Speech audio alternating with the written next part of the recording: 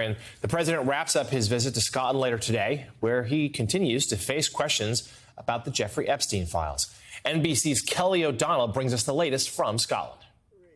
The president mixing the political and the personal on his trip, touting his diplomatic meetings at a visit to one of his family-owned Scotland golf courses. We put out fires all over the world. We stopped about 5 wars, so that's much more important than playing golf, as much as I like it. Far from home, but trailed by a controversy, as the tangled drama around the infamous sex offender Jeffrey Epstein followed the president to Scotland, telling reporters he had been invited to Epstein's private island. I never had the privilege of going to his island, and I did turn it down, but a lot of people in Palm Beach were invited to his island. Mr. Trump provided a new description of what happened to end his friendship with Epstein years ago. A dispute over employees. Stole people that work for me. I said, don't ever do that again. He did it again, and I threw him out of the place. Persona non grata. The president has not ruled out granting clemency to Epstein's convicted co-conspirator, Ghislaine Maxwell. Well, I'm allowed to give her a pardon, but nobody's approached me with it. Maxwell provided 2 days of testimony last week to the Department of Justice. Officials say she answered questions under limited immunity against further prosecution. The president again rejected that he was told his name appeared in the Epstein files, among many prominent figures. If they had anything, I assume they would have released it. The whole thing is a hoax. Influential voices, including Joe Rogan, demand more transparency. This is a line in the sand. Yeah. This one's a line in the sand. Frustrated, he says, by being told to move on. And when you have this one hardcore line in the sand that everybody's been talking about forever, and then they're trying to gaslight you on that. That was NBC's Kelly O'Donnell reporting. Let's now bring in here Pulitzer Prize-winning columnist and MSNBC political analyst Eugene Robinson, and the editor of The New Republic, Michael Tomasky. His latest piece has the headline, "On Planet Earth, Obama can't be indicted, but we live on Planet Trump." Good headline, Michael. We'll come to that piece in a moment. But Eugene, starting with you, it's an apt image, right? That the president traveled across the ocean, and yet the Epstein story followed him there. That it was still the number one topic when he fielded questions a few times on the trip in between his golf outings and trade meetings.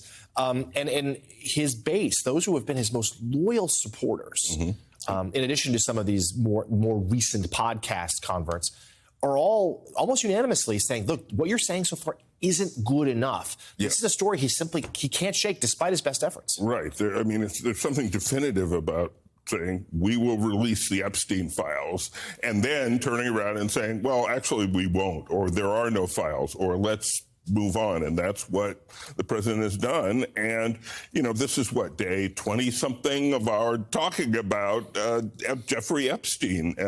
This is a story that has had a lot more staying power than a lot of other unfavorable stories for Donald Trump. He usually just sort of slips out of it and is able to change the subject. He has not been able to change the subject because this is so fundamental to the MAGA belief system that there are Epstein files, that powerful people, including powerful Democrats and billionaires, are listed in these files as being pedophiles, and that Donald Trump was basically anointed to clean this up and bring this all to light.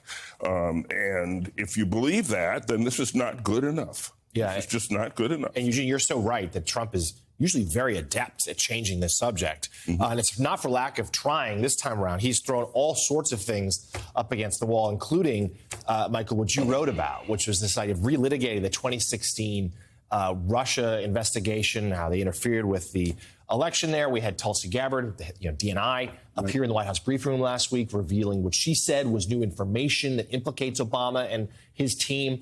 Others have said, no, there's no there there. There's nothing new that we didn't know already, and point again to the bipartisan conclusions from the Senate that Russia did indeed try to help President Trump win. So you wrote in your piece, and I'll quote from it, "Put nothing, I mean nothing, past these people.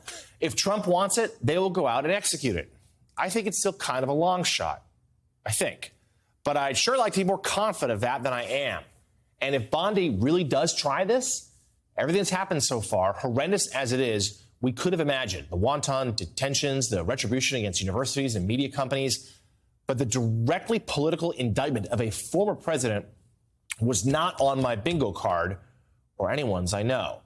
And while Obama's statement last week was, of course, right, that this is the biggest anti-Jeffrey Epstein, nothing to see here dodge, I hope Obama world is ready for this. Now, President Trump did say the other day he acknowledges the presidential immunity applies to President Obama. So maybe this would be a non-starter. But as you write, at this point, it's a loyalty test. And he surrounded himself with people who are dying to prove their loyalty.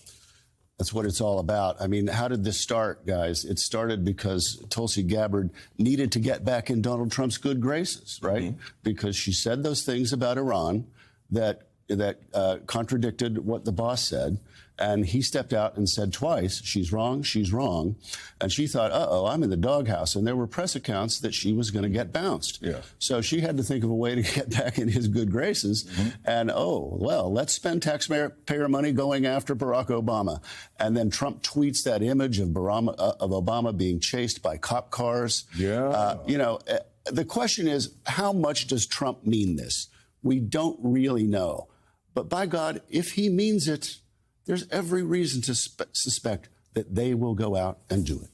And by do it, you mean they will indict former President Obama for something? Something for what?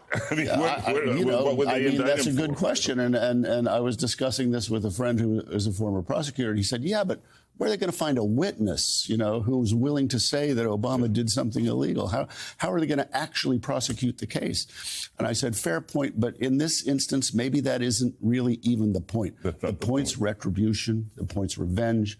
The point is the besmirching of Obama's character, and so on and so on.